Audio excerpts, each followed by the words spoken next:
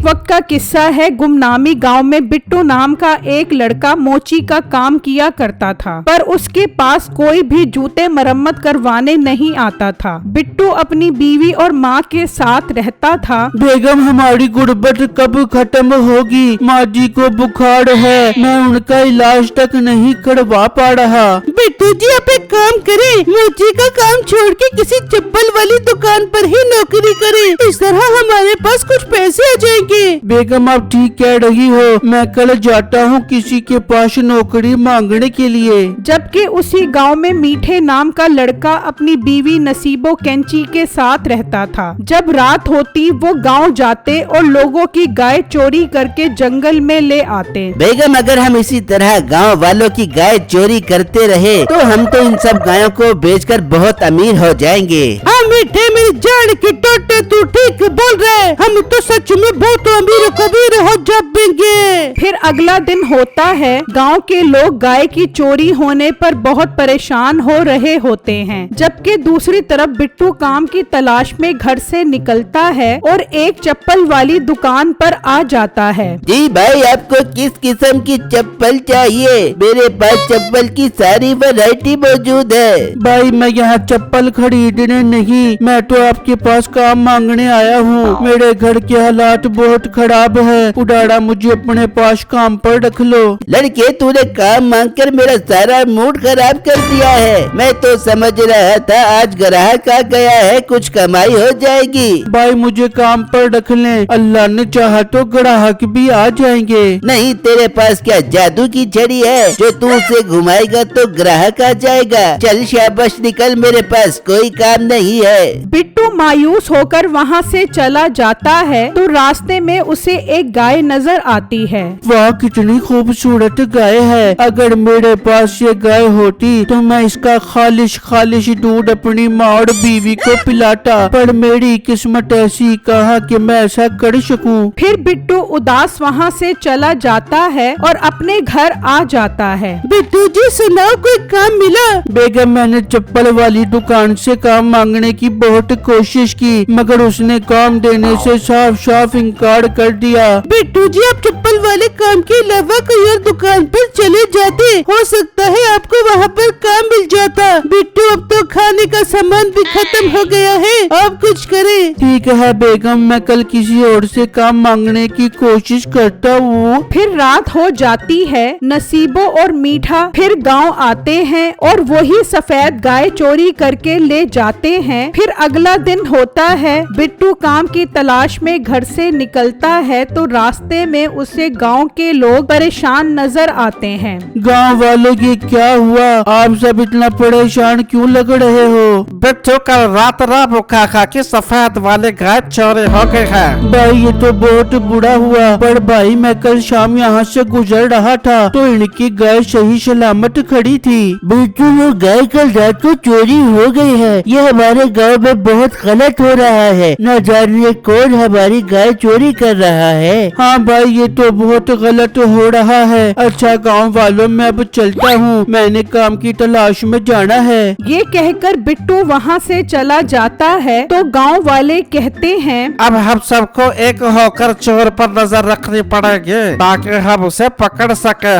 जबकि दूसरी तरफ बिट्टू एक परचून की दुकान पर आता है। भाई, मैं बहुत मजबूर होकर आपके पास आया हूँ, मैंने आपसे गुजारिश करनी थी। आप भाई साहब बोलो, क्या कहना चाह रहे हो? भाई, मैं एक मोची हूँ, पर मेरा काम बिल्कुल नहीं चल रहा। मैंने सोचा मोची का काम छोड़कर कहीं नौकरी कर लूँ। क्या आपके पास मुझे मुलाजमत मिल सकती है? भाई, मेरा काम खुद ठीक नहीं चल रहा है तो मैं तुम्हें रखकर पैसे कहाँ से दूंगा? तुम एक काम करो, कहीं और काम तलाश करो, मेरे पास तुम्हें कोई काम नहीं मिल सकता। बिट्टू मायूस वहाँ से चला जाता है और जगह जगह काम तलाश करता है, पर उसे कहीं भी काम नहीं मिलता। शाम हो जाती है और वो थक हार कर घर की तरफ जब वापस आ रहा होता है तो उसे रास्ते में एक खूबसूरत गाय नजर आती है। माशाल्लाह, ये गाय तो रामू काका की गाय से भी खूबसूरत है। पता नहीं रामू काका की गाय कौन चोरी करके ले गया होगा। बिट्टू उदास परेशान वहाँ से निकल पड़ता है और घर आ जाता है। बेगम और माँ जी, मैंने आज भी काम ढूंढने की बहुत कोशिश की मगर मुझे कहीं काम नहीं मिला। बिट्टू बेटा, ये तो बहुत बुरा हुआ है। मुझे बहुत कमजोरी हो रही है। कहीं मैं कमजोरी और भूख की वजह से मर ही न जाऊं। सासू माँ ऐसी बातें मत करे। बिट्टू आप कुछ करे, माँ जी के लिए खाने पीने का बंदोबस्त करे। तो बिट्टू के जहन में एक ख्याल आता है, क्यों ना मैं उस गाय का दूध निकाल लाऊं ताकि माँ जी और बेगम पीकर अपना गुजारा कर ले। फिर रात होती है तो बिट्टू बर्तन उठाकर घर से निकलता है, जबकि दूसरी तरफ गांव वाले पहरा लगाकर चोर को पकड़ने के लिए छुपे होते हैं। बिट्टू जैसे ही गाय के करीब पहुंचता है तो गांव वाले वहां आ जाते हैं।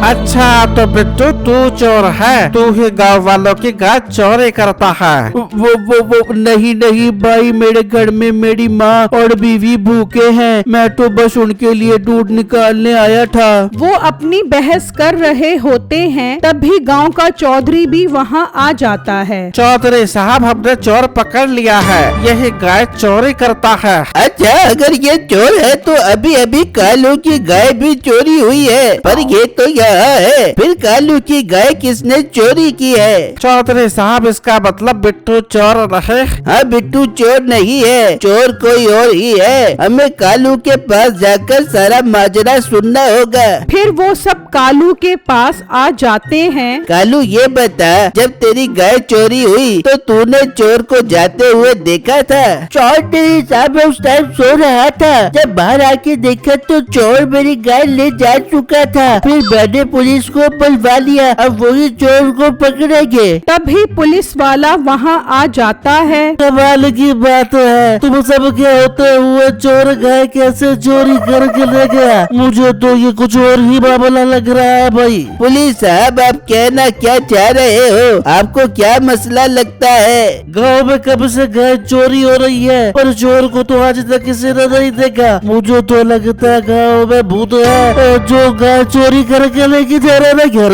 पुलिस वाले की ये बात सुनकर सब गांव वाले डर जाते हैं। पुलिस वाला वहाँ से चला जाता है और गांव वाले भी डर कर घरों में छुप जाते हैं और गायों को भी घरों में छुपा लेते हैं। फिर अगला दिन होता है तो नसीबो मीठे से कहती है, मीठे, गांव वाले भूत को चोर समझ के डर गए। अब हमें किसी और तरीके से गाय चोरी करनी पड़ेगी। बेगम, मैं काम करता हूँ। मैं भूत बन के गाँव वालों की गाय चोरी करता हूँ। भूत के डर से वो मेरे पीछे भी नहीं आएंगे। वाह मीठे, बहुत जबरदस्त आइडिया है तेरे दिमाग में। तू आज रात में जा और एक और गाय चोरी करके ले क्या? मैं यहाँ बाकी गायों का ध्यान रखूंगी। फिर रात होती है तो मीठा भूत बनकर गांव आता है और एक गाय चोरी करके जा रहा होता है। तभी बिट्टू की नजर पड़ती है। ओ मेरे अल्लाह, ये तो भूत है जो गाय लेकर जा रहा है। मैं इसका पीछा करता हूँ। बिट्टू उसके पीछे चल पड़ता है, जबकि मीठा वो गाय लेकर नसीबों के पास पहुंच जाता है और अपनी चादर उतार देता है।